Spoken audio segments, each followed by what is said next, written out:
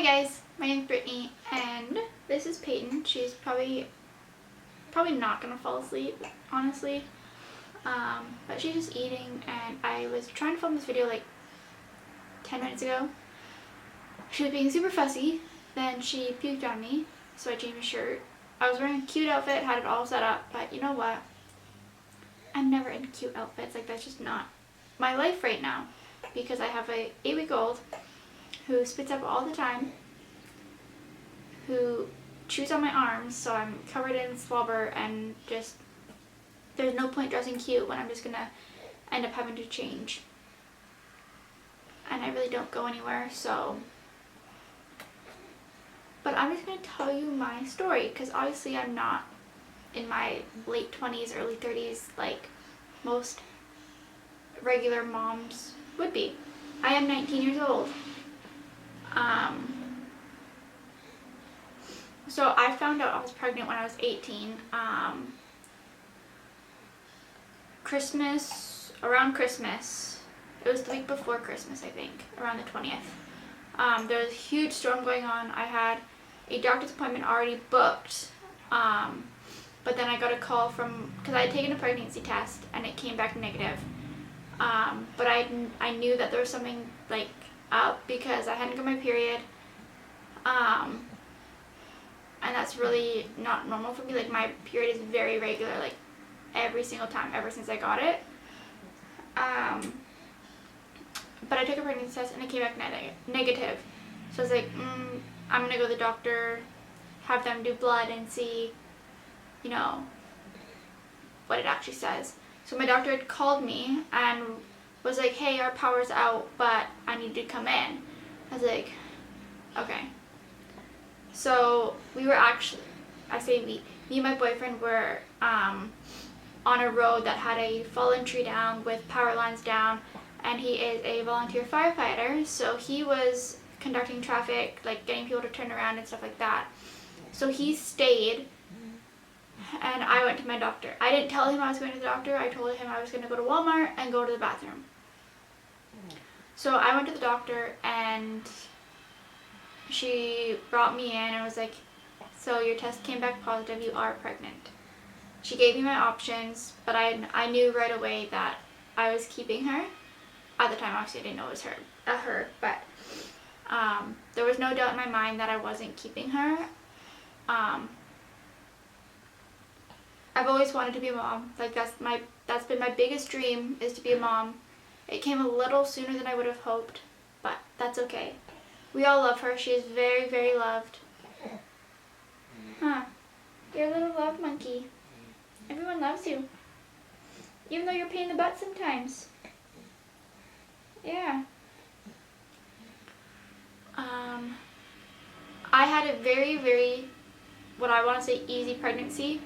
I only gained about 30 pounds, maybe less.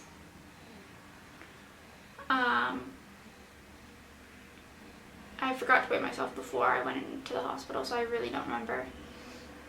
I had morning sickness for a while. I couldn't eat dairy throughout my pregnancy, and even now I'm seeing about eating dairy, because when I do, like if I have a bowl of cereal or if I eat too much yogurt, she will vomit almost all day, and it's obviously not fun for anyone.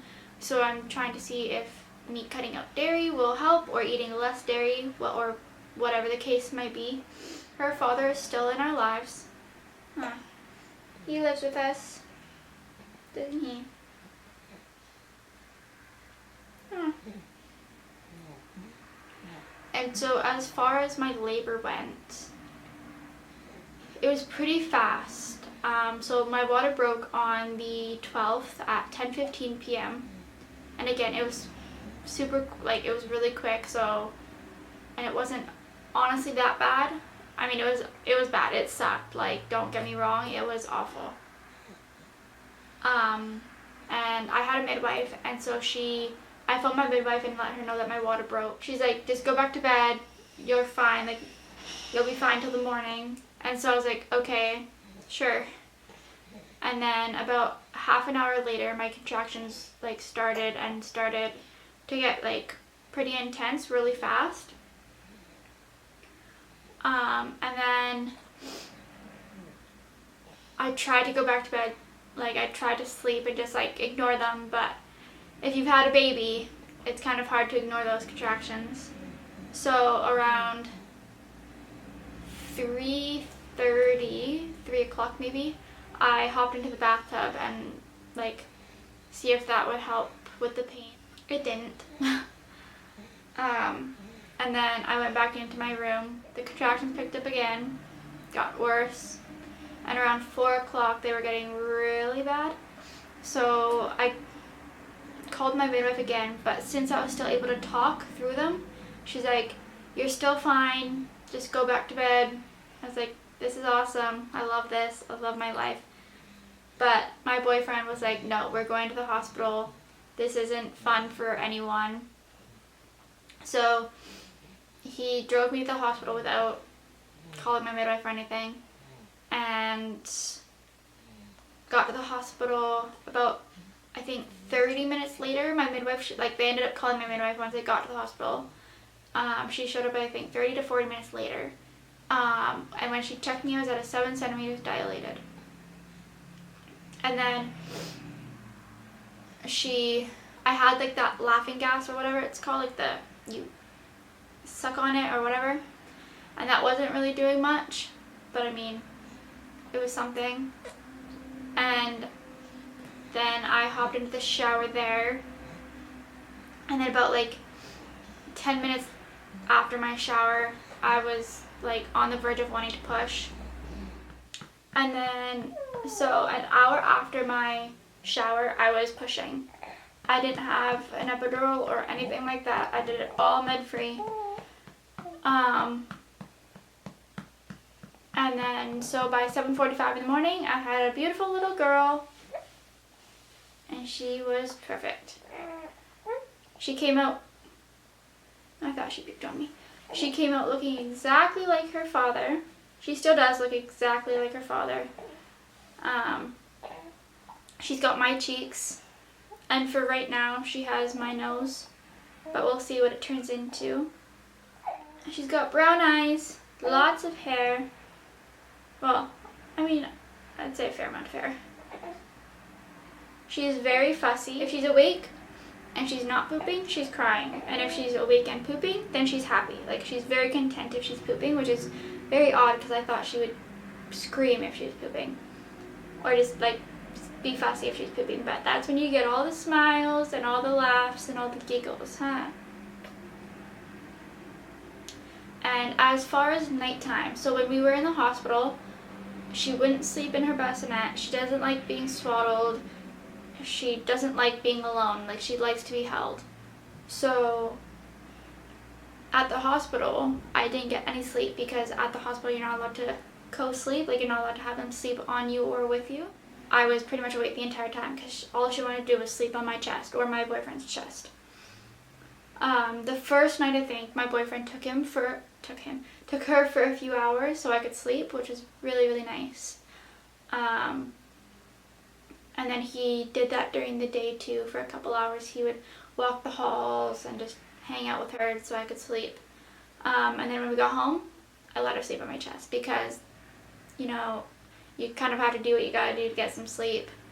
And around the 5-week mark, she still slept on my chest, but I was slowly transitioning her to sleep beside me. So I would start with her on my chest, and then I would like turn myself, roll over I should say, and lay her on her back.